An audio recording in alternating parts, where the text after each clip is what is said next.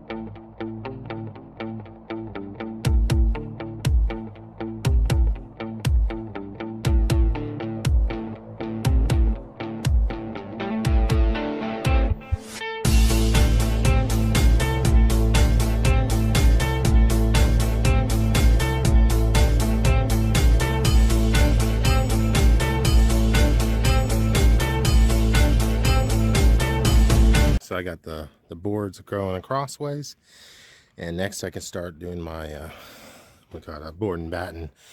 And then I want a full piece. Trying to decide, yeah, I want a full piece from that corner going this way, and if I have to cut a piece when I get to here, that's fine. Go all the way to the top, and then yeah, so I need to set up a cut station and just start, and that's gonna actually tie the roof section into the bottom section. For my use, it's going to cover this well. That's dangerous because the lid is cracked and broken, and my kids like to get up there and jump. You know, you can't tell a 3-year-old what to do, so you can see it's broken. So I'm thinking about doing a false bottom, like putting joists and then putting plywood over it, and then that way this could be actually a playhouse for them. I want to see if that wire is not broken to the house, and I could run electrical.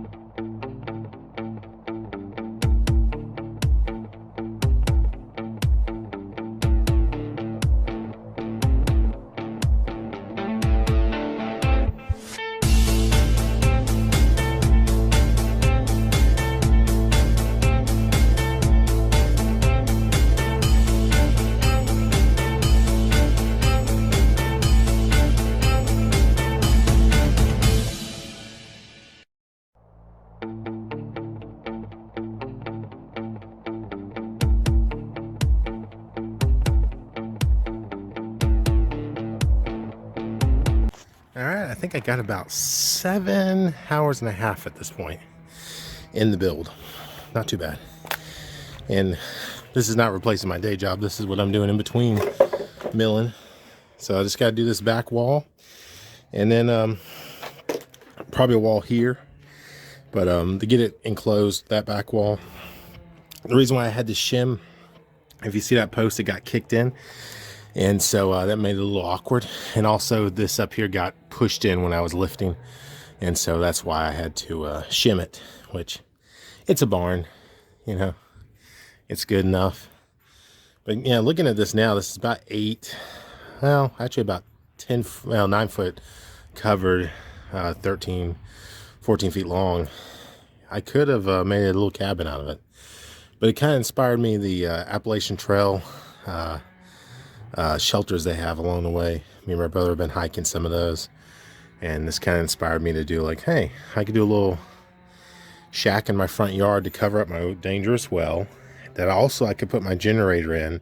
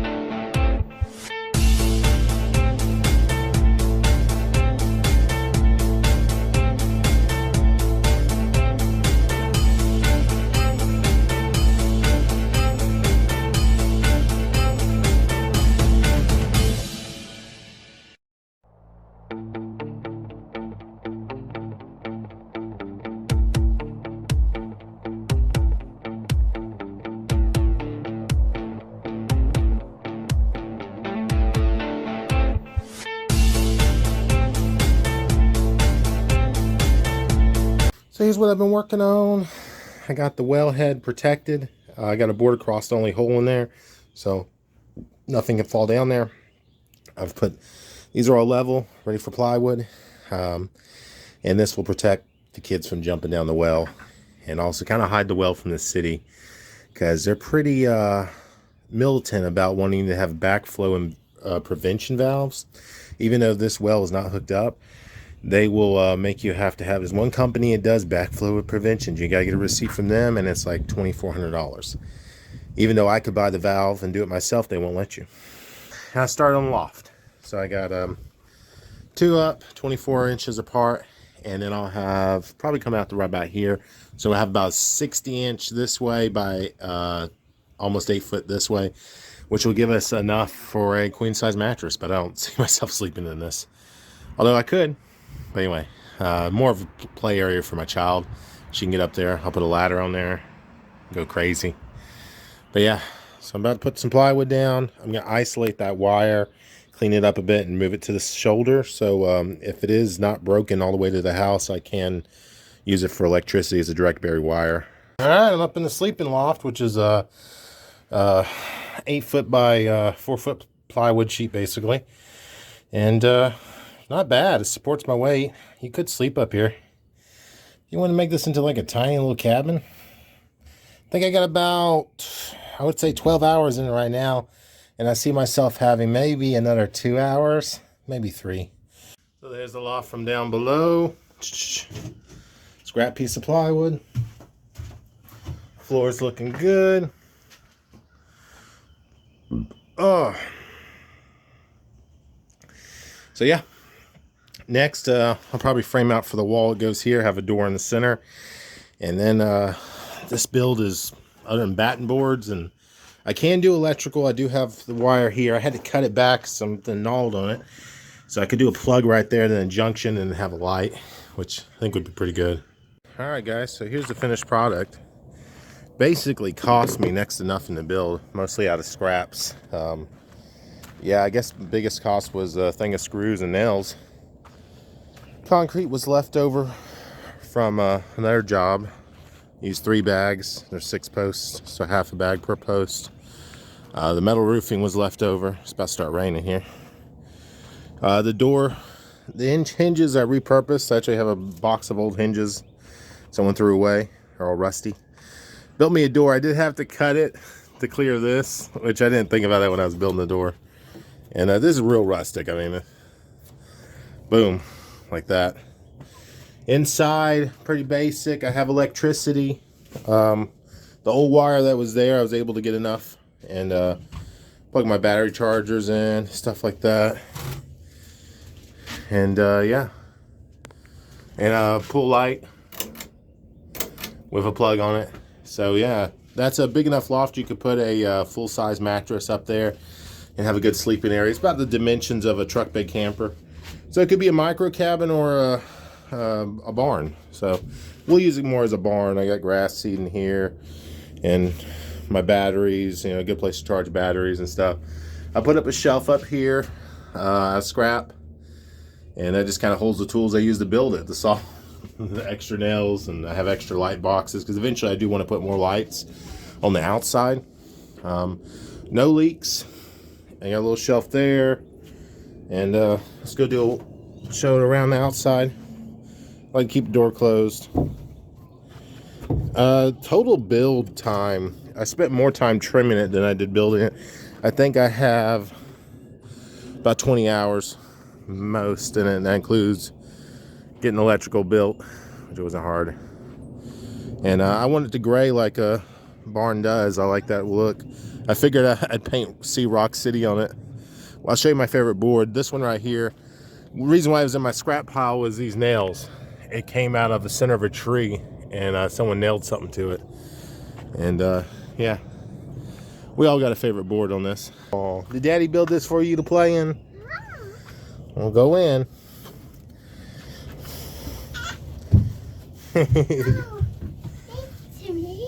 It's for you. Daddy love you. Oh, you my baby. Okay. Okay. Is that your chair Daddy picked off the side of the road? Yeah. You're so sweet. It's So, a playground. it's a playground? Yeah. I love you. She was my helper. She handed me tools and nails. Yeah. I'm just going to film outside, honey.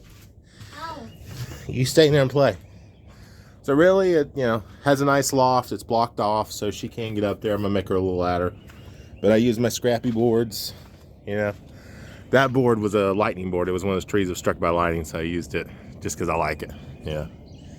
And then over here, same deal. This was a board that was struck by lightning. I said, I want to use that. I love this natural live edge. It's real smooth. I like that look.